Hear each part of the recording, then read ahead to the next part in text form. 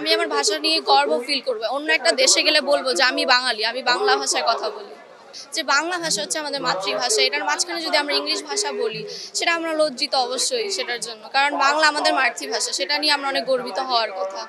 এটা হচ্ছে গিয়ে অনেক ইন্টারেস্টিং একটা কাহিনী, হরর কাহিনী আর কি। আমার কাছে হরর বইগুলো বেশি ভালো লাগে। কাল এসেছিলাম তখন অনেকগুলো বই দেখেছি, এর মধ্যে একটা বই কিনেছিলাম, বইটির নাম হলো গিয়ে হোয়াইট ম্যাজিক। বইটা অনেক ইন্টারেস্টিং।